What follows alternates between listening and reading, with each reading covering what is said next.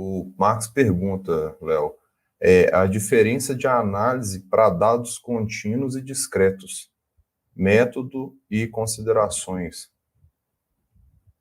Bom, pessoal, quando a gente trabalha com variáveis, né, então nós temos dois tipos de variáveis. Eu vou fazer uma introdução aqui, e por favor, André, se começar a picar novamente, você fala que eu paro, tá? Para que o pessoal consiga entender. Essa é uma pergunta bem grande. Primeiro, nós temos dois tipos de dados, né? Os dados contínuos e os dados discretos. O que são os dados contínuos? Os dados contínuos são os dados numéricos, né? Aqueles dados que seguem uma tendência. Por exemplo, se eu estou avaliando número, número de sementes, produtividade, né? Número de pessoas com Covid, isso tudo são variáveis contínuas, né?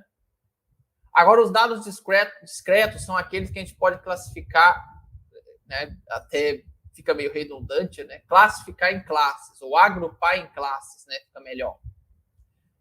Então, por exemplo, se é homem ou mulher, cor do olho, altura pode ser as duas, né? Pode ser contínua e pode ser discreta. Se eu quiser utilizar os números, 1,4, 1,5, 1,6, isso é contínuo. Mas se eu quiser classificar em baixo, médio e alto, torna-se discreto. Então, uma variável, a mesma variável, ela pode ser contínua ou pode ser discreta, depende do jeito que você quer trabalhar. Esse é um primeiro ponto que é muito importante, tá? Uma vez que você decide, né, eu vou trabalhar com essa variável sendo contínua, com essa variável sendo discreta, né?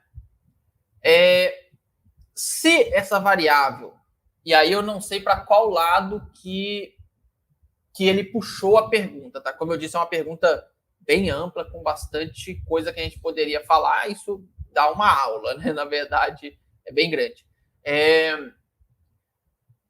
Se isso é um tratamento, ou seja, eu tenho um tratamento contínuo e tenho um tratamento discreto. Tratamento contínuo normalmente é doses. Dose de alguma coisa. Eu vou testar 0, 10, 20, 30, 40. Isso é um tratamento contínuo.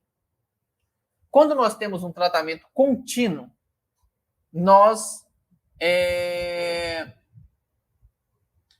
primeiramente, nós fazemos análise de variância, né? Tem toda aquela parte para processamento de dados, né? Eliminação de outlier, toda aquela coisa que a gente sempre fala. Mas depois a gente faz uma análise de variância e, se for significativo, a gente parte para a análise de regressão, né? Quando você tem esse tipo de variável contínua, normalmente, nosso grande objetivo é a análise de regressão. Agora, se o nosso tratamento é discreto, por exemplo, testando tipo de vacina. Vou testar vacina contra Covid, AstraZeneca, Janssen e Coronavac, né? Isso é uma variável discreta, né? Eu tenho classe, eu tenho 3 classes de vacina. Se eu tenho esse tipo de análise, nós vamos rodar a análise de variância. Então, a análise de variância a gente sempre roda, né? Independente do tratamento ser contínuo ou discreto. Mas, nesse caso, a gente vai rodar o teste de comparação de média. Tá? Então, a gente vai aí mais para a questão dos testes de comparação de média, que são os mais utilizados. Aí a gente tem Tukey, Sheffer, Scott-Knott, aí tem vários, né? Tem uma infinidade de testes aí que eu poderia falar com vocês. Então, isso, pessoal, nós estamos falando de análise básica, tá? Análise estatística básica. A gente pode avançar mais. Por exemplo, modelos de machine learning, né? Para quem quer trabalhar com predição. Machine learning é muito claro a divisão em variável de classificação, que seriam as variáveis discretas, e variáveis de regressão, que são as variáveis contínuas, né? Tem metodologia que eu só consigo utilizar para variável de classificação. Por exemplo, a metodologia KNN, que é K-Neighbors, KNN, K-Nearest Neighbors. K-Nearest Neighbors, né? Que são os vizinhos mais próximos ali. Esse é um tipo de metodologia que a gente só utiliza para dados de classificação, ou seja, para variável discreta.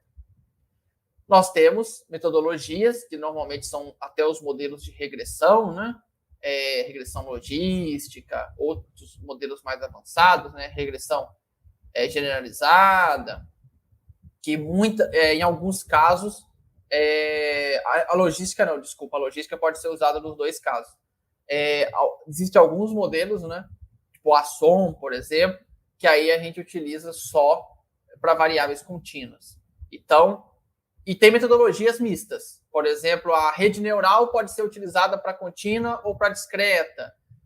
Random Forest pode ser utilizado para contínua ou para discreta.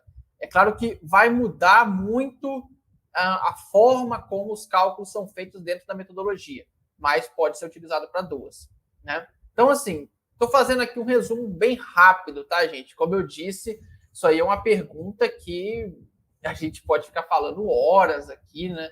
Sobre essa questão de variável contínua e discreta. Mas vamos dizer, o mais comum, regressão para variável contínua, teste de comparação de média para variável discreta.